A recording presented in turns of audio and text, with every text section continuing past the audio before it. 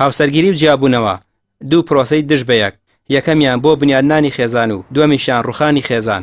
بەپێی ئامارێک لە ساڵی 2010دا ڕێژەی جیابوونەوە لە پارێزگای سلێمانی لە 117 بووە، بەڵام لە ساڵی 2016دا ڕێژەکە بەرز بۆتەوە بۆ لە 142. بەرزبوونەوەی ئەو ئامارە ئەوە دەردەخات کۆمەڵگەی کوردی لە بەردەم هەرەسهێناندایە ئەگەر بەر بە کێشەکان نەگیرێت. طبعا ام اماره لسطا سطيج نيه يساك 2016 بو بلا سطا تشلودو يعني شي يعني سط خيزان هاوسرجيري كيلو تشلودو ليك جابتو ان جاء اما اويت يعني لقضاء ناحيه وندكان هنان بو محكمه هناين وسد هندي شي هدلاي ما مساعيني اصلا لدادقات تسجيل يعني اجل هم بخيت تسد بواقعي اجات الاصابه بنجازياتر يعني معناه ويا زور خطر سط خيزان هاوسرجيري كان بنجاي ليك جابتو يعني ل 2002 بو 2000 محكمه دقيق لسطا صد محكمه سليمانيه 15 ئایاری هەموو ساڵێک وەکو ڕۆژی جیهانی خێزان لەلایەن نەتەوە یەکگرتوەکانەوە دەستنیشان کراوە. لە شاری سلێمانیش بەڕێوەبەراتی گشتی چاودێری و گەشەپێدانی کۆمەڵاتی گفتوگۆیەکی کراوەی بۆ ژمارەیەک توێژەری کۆمەڵاتی و دادوەری باری کەسی ساز کرد و گرفتەکانی بەردەم لێکترازانی خێزانی باسی لێوەکرا. بەڕێوەبەری گشتی چاودێری و گەشەپێدانی کۆمەڵاتی سلێمانیش دەڵێت نایەنەوێت بە بڵاوکردنەوەی ئەو ئامارە ترس بخەنە دڵی هاوڵاتیان. ئەو ئامارانەی دەستیان کەوتووە لە دادگاکانەوە وەریان گرتووە. ئەوان دەیانەوێت بە قسەکردن لەسەر ئەو بابەتە ببن بەکلیلێک بۆ داخستنی دەرگای جیابوونەوە. ئێمە نامانەوێت بەڕاستی هیچ کەس بترسێنین بە ژمارە و داتاکان کە لە دادگای باریکەسێتی سلێمانی وەرمان گرتووە و لە دادگاکانی تری هەولێر و دهۆکیش هەر ئەکە هەمە هاوشێوەی ئەو ژمارانە هەبێت.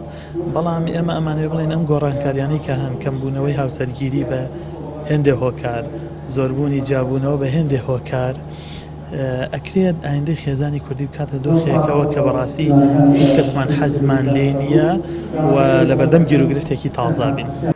زۆر هۆکار هەن بوونەتە لێبڕینی پێزی هاوسەرگیری و سەرکێشان بۆ جیابوونەوە، لەوانە جیاوازی بیر و بۆچوون، خۆتێ هەڵقورتاندنی کەسوکاری ژنەکە یاخود پیاوەکە، هۆکاری ئابووری، ناپاکی هاوسەرگیری، هۆکاری نەبوونی منداڵ، هۆکارە دەرونیەکان، تۆڕە کۆمەڵاتیەکان، هاوسەرگیری پێشوەخت، جگە لەو هۆکارانە و دانەپاڵی چەندین هۆکاری تر کە توێژەرانیش پژڕاستی دەکەنەوە و بڕوایان وایە دەبێت پێش ئەنجامدانی پرۆسەی هاوسەرگیری ئەو کچ و کوڕی نیازی ئەنجامدانی پرۆسەی هاوسەرگیریان هەیە هەموو گرفتەکان بامەدەبوونی کەسوکارەکانیان شی بکەنەوە و کێشەکان چارەسەر بکەن.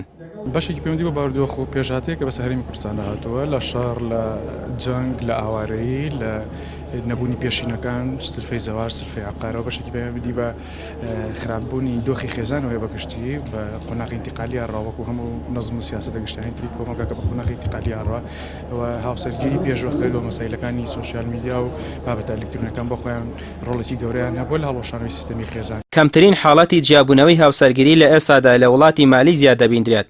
ڕێژەی جیابوونەوە لە 107 بە جۆرێک لە ساڵی 1992 سەرۆکوەزیرانی ئەو کات بڕیارێکی دەرکرد کە هیچ کچ و کوڕێک بۆی نییە هاوسەرگیری ئەنجام بدات تا ئەو کاتەی ڕاهێنان دەبینن لەسەر منداڵ و خێزان و گرفتەکانی تر. دوای 2 ساڵ بەسەر تێپەڕبوونی بڕیارەکە ڕێژەی جیابوونەوە لە مالیزیا گەیشتە لە 107 کە پێش ئەوە لە 136 بوو. بۆیە بۆ دۆخی ئێستای کوردستانیش پێشنیارێکی لەو جۆرە وەکو دەوترێت پڕ بە پێستێتی. ڕامێ ڕوسمان، کەناڵی ئاسمانی پێام، سلێمانی.